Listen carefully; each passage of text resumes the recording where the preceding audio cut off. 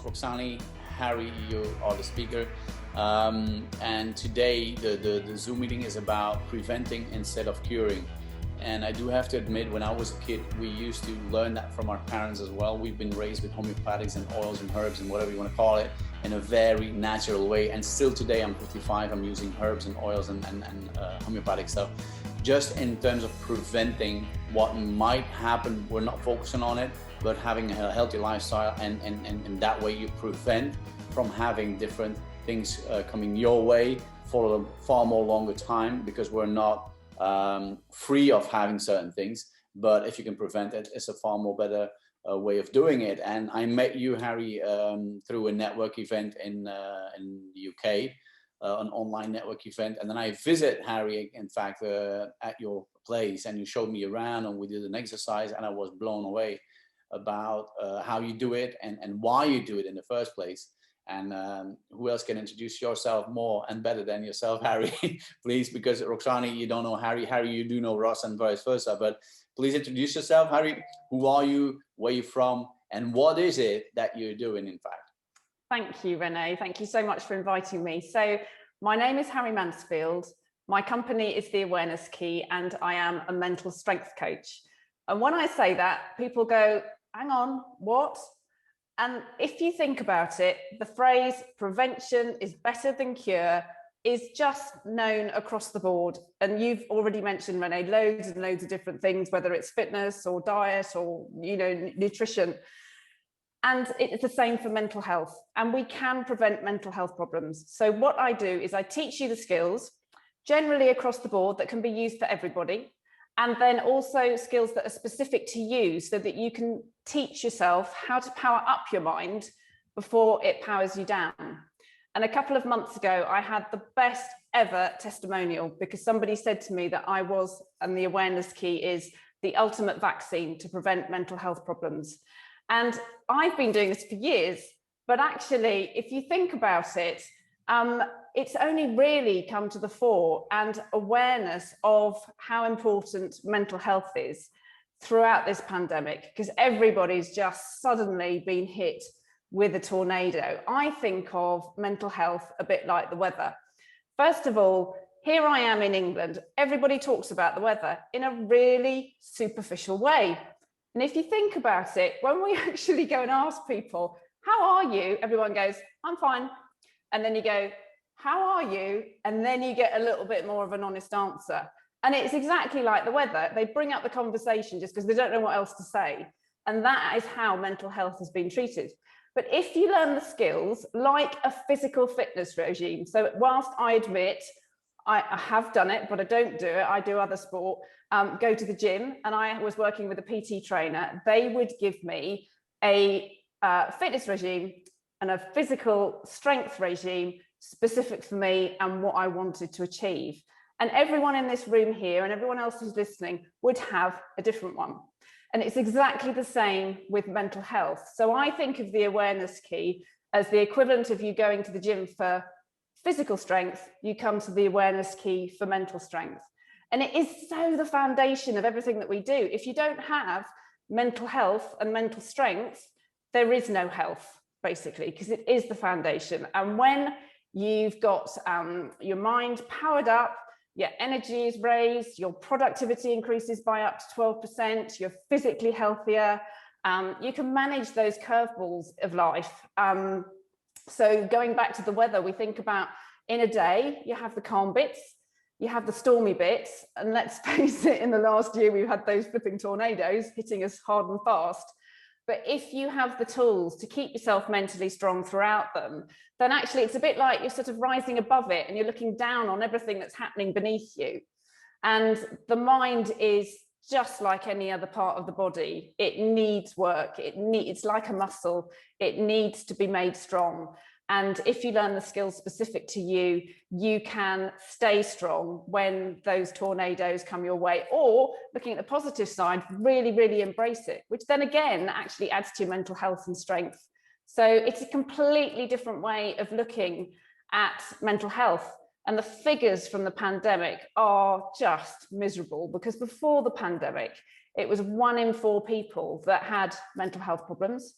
And coming out of the pandemic, it's actually estimated that a further 10 million people are going to be in the United Kingdom registered with a mental health problem. And of course, there's going to be loads of people that aren't registered, but that equates to 39% of the country that are just registered with a problem. So that's over a third of your friends, over a third of your family, over a third of your business colleagues, you know, over a third of your children's friends.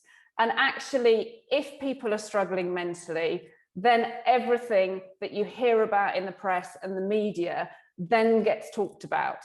And it's the suicide, it's the self-harming, it's the eating disorders, it's people not turning up for work because they're not very well. And actually, it's probably because a mental thing has actually become a physical thing. The majority of appointments with the GP are actually related to an emotional illness through stress. And if you learn these skills, we can actually stop these things from happening. So going back to the prevention is better than cure, but it's, whilst I've been doing this for ages, it's actually coming to the fore that it's a new way of working. So that's a very long-winded way of answering your question, Rene. Yeah, but 10 million is a lot, is an awful lot. I remember there's 65 million people in the UK, so 10 million, that is an awful lot. And that's in a year that's happened. And I know the circumstances of the pandemic are horrendous for so many people, and everybody's story is individual. No story is the same. But to add to the figures that were already rubbish of 16 million people in the country, to add another 10 million people in just 1 year. And people haven't been thinking about their mental health from day to day. Just literally about 6 weeks ago, I was talking to a pilot who had very sadly, because that industry's been hit so hard, lost his job because of COVID. And he had never, ever thought about his mental health. And he found himself sitting on his kitchen floor with his head in his hands, in floods of tears, not knowing what to do. He didn't know how he was going to pay the bills. And he suddenly went, oh my God, that's my mental health. And he had never, ever thought about it before. So we've got to change society. We have to think about what we do daily to actually make ourselves mentally strong. And it's specific skills, because people quite often think about, oh, I go for a walk, or I do some exercise, or I do meditation. And yes, of course, they are all amazing. They are absolutely brilliant. But that is actually different to skills specific to you, which you can then put in place, you know, as your emotions are going up and down throughout the day. So it's a completely different way of looking at it. And it's, as I say, the foundation, and the other things like the meditation and, you know, Roz's batch remedies are absolutely amazing. And I speak from experience, but it is a case of actually making all these things work together. And that is actually what's going to prevent the mental health problems. So the skills are out there to be taught, but people just haven't realized it before now. And even I think that mental health issues are a pandemic on their own. If you have a lemon, when you squeeze a lemon, what comes out is lemon juice, not orange juice. Lemon juice comes out of a lemon when you squeeze it. Now, if I squeeze myself with my mental health, what will come out is my mental health, and I will attract those kind of people that are like me, right? So, which is normal. I mean, tell me who your friends are, and I will say who you are. You become the average of the 5 people you surround yourself with. Is not a quote that was invented yesterday. What you squeeze is what's come out is what you squeeze. So I think it's very important to take care of your mental health in all kinds of ways. I mean, when I would relate it to body language, for example, and Ross, you met Roxana the other day as well, and Harry now as well. You're from Greece. You're a fellow speaker, a fellow female lady fellow speaker in body language. I mean, what happens is that if your feelings, what you feel is wrong, or if your feeling is down, or your feeling is depressed, what will your body do? It will express these emotions, and then you will attract those people with the same emotions. So Harry, what I would like to hear from you, because this is recorded, it will be out there on YouTube as well. If people are going through certain thought patterns, say, how can I prevent this? Is there a method? Is there a way how you work? Do you work with a certain I mean, I know how you work, Yeah, but yeah. will you explain So, this? What are the methods that you use? yeah, I mean, basically, there are loads of skills that I can teach. And one thing I'm really passionate about is that you teach through something that you love. So if you came to my outdoor centre, or if you did a session with me online, I actually use primarily, though not totally, sport, animals, and nature. And I say not totally because actually just a few weeks ago, I was teaching somebody through remote control helicopter flying. I don't care how I teach you, as long as you love it, because I look back to my time at school. I didn't really have a nice time, didn't really enjoy it. But the one subject I did do well in, and we've already been talking about it today because there's a Greek theme in this room today, with Greek civilization. And it was because I was automatically interested in it from having a Greek family. So my first thing is, coming from a coaching background, is that you've got to make sure you learn these skills from somebody you click with.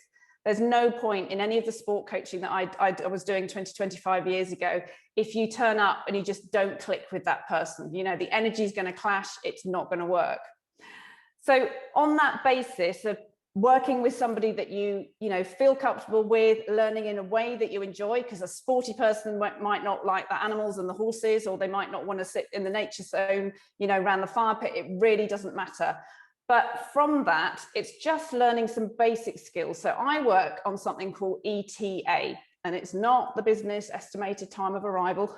So the E is for emotion, the T is for thought, and the A is for action. So the E, the emotion, is perfectly normal. It doesn't matter if it's a positive emotion, and it doesn't matter if it's a challenging emotion. It is what it is. If you think about it, in just this time that we've actually just been speaking now, our emotions have actually gone up and down because of what I'm saying, because of actually other things that are happening perhaps around us. And that is what we're having to become aware of throughout the day. And if you're not aware of it, then actually that's when the problems start to kick in. So whether you're happy, whether you're sad, whether you're angry, whether you're frustrated, it doesn't matter. The E is just what it is. The emotion is just what it is. So then you have to start looking at the T for the thought, okay? And this is the bit that we have to change, because our mind automatically starts doubling up on the emotion unless we train it. So it sounds really silly, but when you talk about it, it does make sense. So what our mind does is it starts thinking about, you're happy about being happy. You're sad about feeling frustrated. You're worried about feeling anxious. So straight away, you've got twice the amount of emotion to deal with. So that's when your thought has to kick in, and you have to become aware of the emotion, accept the emotion, whatever it is. And then if you can become aware of that thought process and accept whatever you're feeling, then the A, the action, is going to be the right thing. It's going to be the right way forward for whatever emotion you're feeling. So for example, if somebody's angry, if they are just aware of that and they think about it, then hopefully they're not going to go and deck the person that's next door to them, which is going to be the wrong action. But instinctively, if they don't actually stop and think about what they've been feeling, then they are going to spiral, and their mind is going to spiral out of control. And what they do next is going to be inappropriate or make the situation worse, or also not really appreciate a positive, because actually our mind can easily focus on other things. So the first thing I always think about is ETA, accept your emotion, then think about it, about what you can do about it, and then the action you put into place will be fine.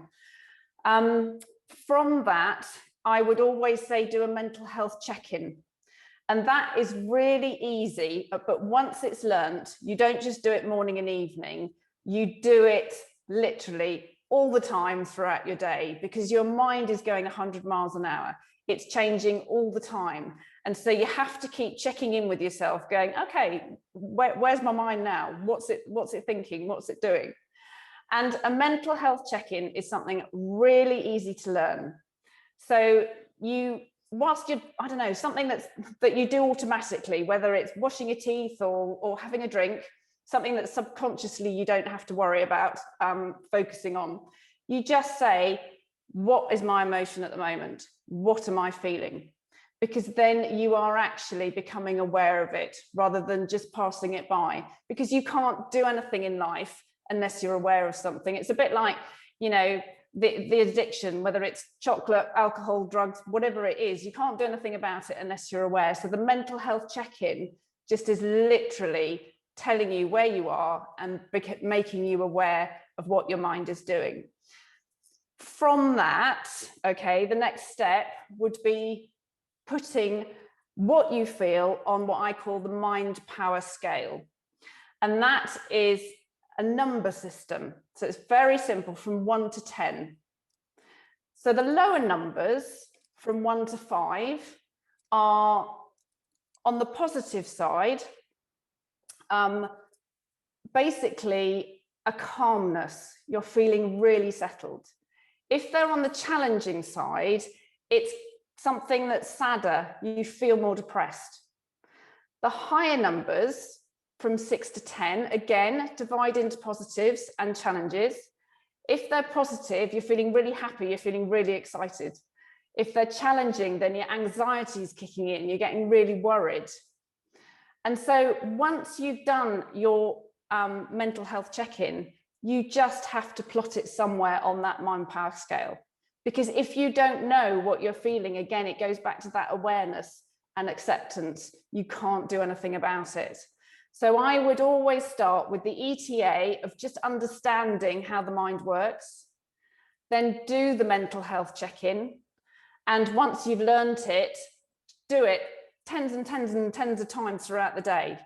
Because any conversation, even if you go for a dog walk, your emotions are changing throughout that dog walk. You know, a telephone conversation, somebody coming to the door, if they, well, probably not in pandemic time, but if they came to the door and asked you for directions, you know, if they ask you politely, you're mentally in a really good place. But if they slag you off and are shouting at you because they're cross the fact that they've lost the way, you know, that's automatically going to change your mental state. So once you've done the mental health check-in, then plot it on the mind power scale. So I would say those are the 3 initial things that across the board that everyone can put into place. Yeah, it's like starting a new relationship with somebody, right? I had the example the other day by somebody that said, hey, starting a new relationship, both of male, female are very conscious. They live very conscious. I mean, I'll put out the garbage, I'll do this and I'll do that. And after 3-4 months, what happens? They say, hey, would you put out the garbage? And they say, hey, do I look like the garbage man? And because you go from conscious to unconscious, you don't think about it anymore. Yeah. And because you're in love and it's like, oh my God, roses and moonshine. But then after 3-4 months, reality kicks in, right? And then you forget about all these things. And I think what you were mentioning here is the same thing. You have to be conscious of what's happening, right? Yeah, definitely, because the subconscious mind is what takes over the majority of the time. It's over 80% of the time, nearer 90% of the time. And I mean, I use sport a lot, you know, both online as well as at the outdoor centre.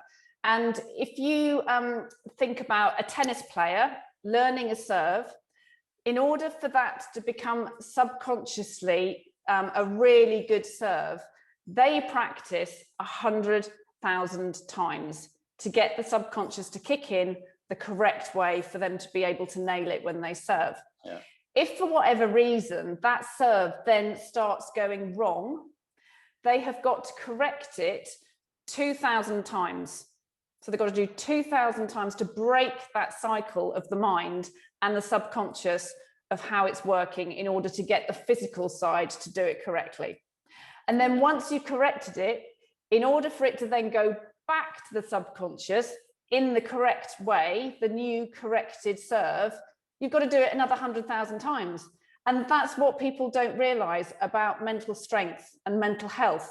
And this is why people are now and have been really, really suffering throughout this pandemic through no fault of their own. But if these skills aren't taught, people don't know about it. You quite literally, the phrase is, you don't know what you don't know. And the problem is these skills haven't been out there available to the masses, which is such a shame. Yeah, I mean, you do know that I collaborate 10% of my time. I collaborate with Tony Robbins, with Robbins Research International. And the thing is that what I learned as well is that he says people come to my seminars and some of them, they say, hey, I've been to Tony Robbins and it's amazing and I'm pumped up. And after 3 months, it goes down. Yeah. which is completely normal. I mean, what the heck, if you go to a gym and you want to grow muscle, you have to go every week. I mean, at least 2-3 times a week, and keep doing it.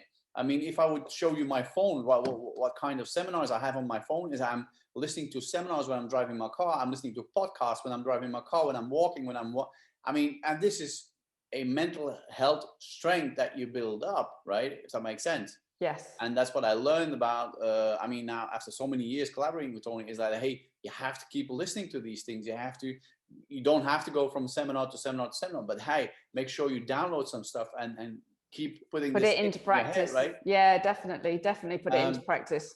Now I have a question from Roxane in the chat box. What is the relevance with growth mindset? Well, I think growth mindset comes from strong mental health, because everyone talks about wanting to grow as a person individually, within business, within relationships, families, whatever. And in order to get the best out of yourself, everyone talks about mindset. But you can't get any of it unless you actually have the skills for mental strength. So I think growth mindset comes from what I teach, quite literally teaching people the skills to be mentally strong that work for themselves. And from that, you then get the growth mindset, because as I said at the beginning, you know, productivity increases by up to 12%, and people are healthier because you're in a better place. You are doing the right thing for you. So I think the growth mindset, which everybody aims for in a personal life and a business life, is from learning the skills to be mentally strong that work for you specifically. Does that answer your question? Roxane, does that answer your question? You can unmute yourself. Yes, we're a small group, so don't worry about it. Yes, we are a small group. I also wanted to ask you also something else, because when I make the question, then more questions go for it. in my mind. What question to cut? Let's cut this question. And the question is that I totally agree. I like this, that you say you recognize the emotion, and then you accept the emotion, because the emotion, we are not the emotion, okay, we realize the emotion. And then concerning the thought, it is that like I have this emotion, I accepted it, and then the emotion, we release the emotion.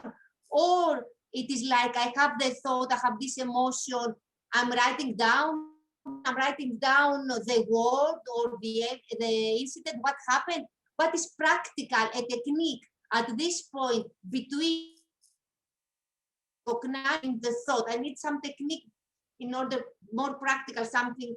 Yeah, it's a very, very good question. And this is where it becomes specific to you, because some people, for example, love writing down notes and things like that. And actually for them to write down because they're sitting at their desk at work or something like that, then they actually will write a note down and just say one word, you know, happiness, sadness, whatever it is. But other people actually like to take a step back. And you've heard the phrase used quite a lot, sit with the emotion. And sitting with the emotion actually is quite a tough thing to learn. It's easier if it's a happier, more positive emotion, but if it's a, you know, more challenging emotion and it's a tougher feeling to manage, that is quite a difficult thing. So that it's acknowledging it in the way you want to, whether it is physically writing it down, whether it's actually just sitting with the emotion. Or actually, the other thing that people do is often going, because I feel this, I'm going to do X, Y, and Z as a result. Does that make sense? Yes. It makes sense.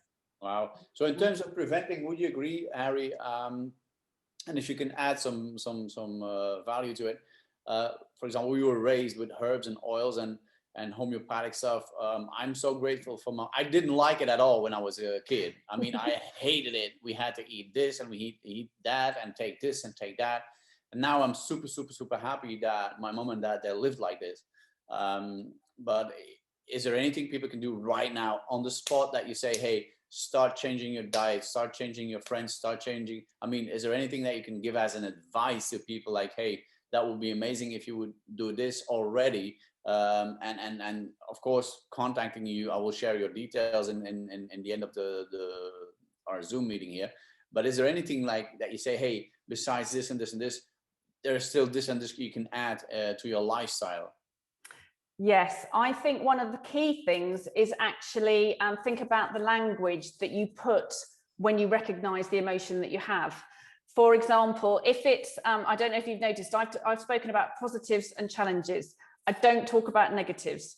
You might be in a negative situation, but actually, if you speak about it in a negative situation, you're already putting a bit of a dead end on it. If you think about it like a challenge, it's more of a solution, and there's a way forward through solution. So I think the language is really important, because we were talking earlier about the number of times with a tennis serve and a tennis player for them having to correct something. So if you're saying over and over again, it's negative, negative, negative, your mind is going to tell you it's negative, and that you can't get out of that because you're feeding it the wrong way. But if you actually are saying, okay, this is a challenge, it might be really rubbish challenge, or it might be an easy challenge, but at least you're thinking of it in a way forward and that there's a solution. So I think the language is really key. And then jumping on the back of that to make the positive side come out. And this goes right back to when I was first a sports coach in both rugby and as a riding instructor. If I went to correct somebody's position, whether it was in a tackle or, you know, going over a jump, if I went in there straight away and said, that's rubbish, they're going to shut down. And the mind is going to focus on the fact that they are doing something wrong. So I always from my sports coaching days, and still do it now, 3 positives to 1 challenge.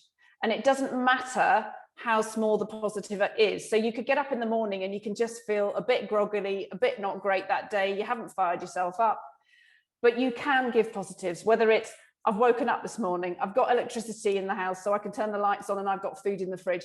Even if it is as mundane and everyday as that, rather than, you know, I've had a really successful, you know, day yesterday, and I've had an amazing night's sleep, you know, even if it's not as good as that, it doesn't matter, but always do the ratio of 3 positives to 1 challenge. Being grateful, right? Yes. Yeah. Yeah. And it is feeding. We were going back to the fact that the mind is something that needs to be trained like any muscle in your body. And if you don't train it, it's not going to work in your favor. And again, going back to the weather descriptions that we were talking about earlier, you know, it is going to be calm, it's going to be stormy, it's going to be tornadoes, but you're not going to be able to look at it and imagine those clouds coming and going on a sunny day, you know, literally really smoothly and beautifully in the sky. You can train your mind to work like that, even with the other weather scenarios happening, and it makes you feel a bit rubbish. I mean, you can set the day in the morning. If you open up the window and it's raining and you go, it's raining, boom. And then you go to the bathroom and you look in the mirror, like, it's too early. It's Monday. It's not another Monday. You go downstairs, the coffee is not ready. Your shirt is not ironed. You get in your car, you get in the traffic jam. You go, nobody lets you through. You go in the office and somebody says, hey, John, how you doing? Not now. I'm not in the mood. Right? Yeah. The same scenarios as you open up the window and it's raining, and say, yes, it's raining, I have to go to my office anyway. You close the window, you go in the bathroom, you look at yourself like, hey, Tiger, how you doing, man? You put some music on, you go downstairs, the coffee is ready, your shirt is ironed the night before, you get in traffic jam, quality time, right? For me, traffic jam is a quality time. I put on a seminar or good music, some opera music, classic music, and I drive to the office and go, hey, John, how you doing? Hey, come here, you. Mwah, I love you. Right. And then and the day is set. And that's how you attract the people. They go, hey, wow, what an amazing person. I mean, but therefore you need that mental health, I guess, right? Yeah, it is. And, you know, we both speak at the seminars. And how many times have you actually been to a seminar where you come out actually more drained and more switched off than you were when you went in? Yeah. And the whole idea was you were supposed to be learning something and inspired by it. And you know, both you and I have spoken about the fact you've got to energize people. And if you energize people, that actually also helps the mental strength. But the mental strength comes from being energized, and the energy comes from the mental strength. So it's that sort of chicken and egg scenario. Definitely, yeah. Well, that's what I do is a technique backstage. What I do all the time is that I ask the universe, please use me as the messenger. I'm just a delivery boy. Use me to give these people the energy, to give this, I went to Bangkok in Thailand and had a couple of thousand people in the room. It was a National Achievers Congress. And we were there and people say, Rene, you're not going to energize these people. These are Thai people. They're very conservative. I said, watch me. I'll show you.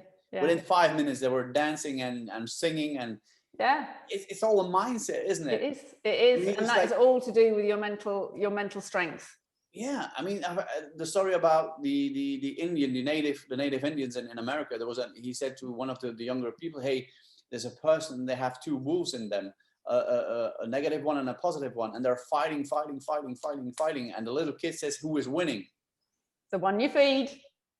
Exactly. Yes, the one you feed, definitely. The one you feed. I mean, you can surround yourself with a lot of negative people, or you can surround yourself with a lot of positive people. It's up to you. It's your choice. I mean, I lost so many friends in my life, and I'm so glad I did, because they made space for different people, for positive people, for, you know, fellow speakers, and it's all about here and here. What you let in will come out, right? And what is fantastic, you can learn it, and your business team can learn it, your family can learn it, you know, yourselves as couples can learn it. It's across the board. It's there for the taking. It's fantastic.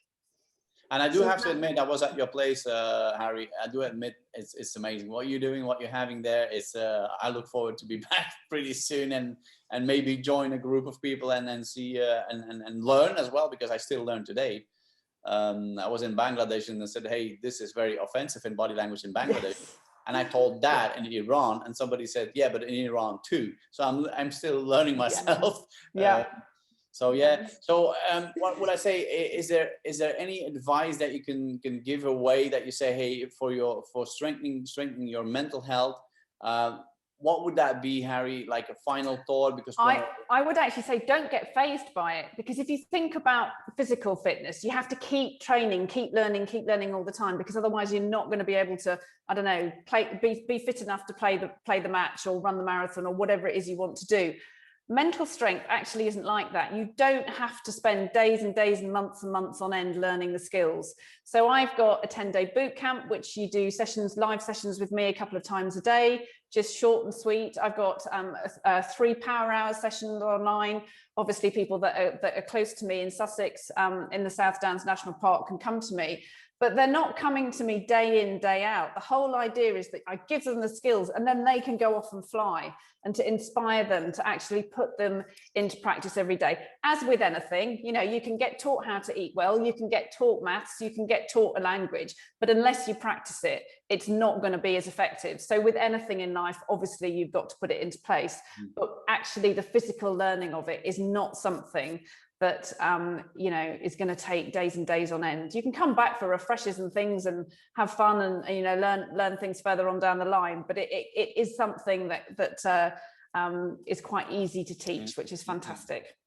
Now, what Ross does know, but what Roxani doesn't know, is that you're a bit of a peaceful warrior as well. And why do I say that? Is because you have a petition at this very moment to make the government aware of it, right? Could you say something about this? Yes. So as I said at the beginning, that mental strength has not been something that has been thought about, and therefore it hasn't been taught. And as a result of that, we've now got all these problems and horrible figures out there with regards to you know, people becoming mentally ill. So what we finally got in place is a petition for the government to fund mental strength sessions in schools and workplaces. And if we can get those skills taught, we're going to keep people away from the suicide, from the self-harm, and all the things that are associated with mental health when it goes wrong. Yeah. So I will share that as well in the YouTube link in the, how you call that, in the comments on YouTube, right? Where I can share your website and share you the link as well for the petition. For people who are watching this right now, Ross, Roxani, please, but I think Ross, you already did that. Yes. No doubt about it. He's a fantastic advocate for it. Thank you. But for people who are watching this YouTube recording, please go to the petition and sign, because it's such an amazing, how shall I say, an amazing action that you took to go to the government and say, wake up, guys, it's going completely wrong in this country. And not only in the UK, I mean, in the whole of Europe, when I listen to people who are in the mental health industry, it is going crazy. Yeah. Right. Maybe Roxani or Ross, do you have a question for Harry? Yes, I have one. Ross? Okay, Ross. Okay. No, not for me. Ross, Go ahead, Roxani. Ross has no questions. Okay. My question is,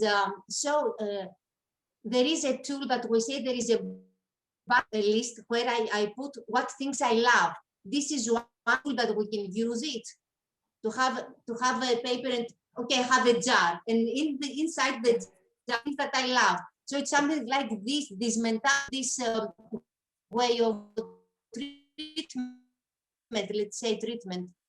Yes. To approach like ways to release you and to while you are facing it. Yes, you broke up a little bit there, but I think I've got the gist of it. So yes, it is a case of always trying to break the cycle, because breaking the cycle will get you to where you need to be. And however you are thinking about the gratitude, the positives, the things that are inspiring you, that energize you, it doesn't matter how you record it, whether it is actually pieces of paper in a jar, whether it's actually, I've got an exercise which is called anchors, and actually you're drawing or writing the things that make you feel safe and make you feel happy. It doesn't matter, but all that is part of a really important process to break a cycle, to get yourself to be mentally strong. Yes. Yeah. I've got one more, and that's when I mean,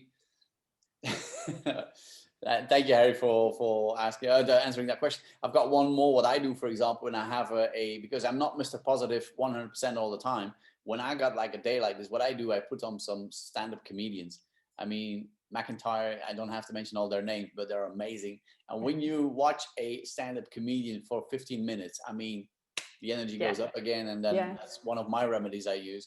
It is the fact that mental health is and strengthening your mental health is something to do to prevent yourself from going through the process of having or watching or searching for a cure, right? Yeah, definitely. Okay. Definitely.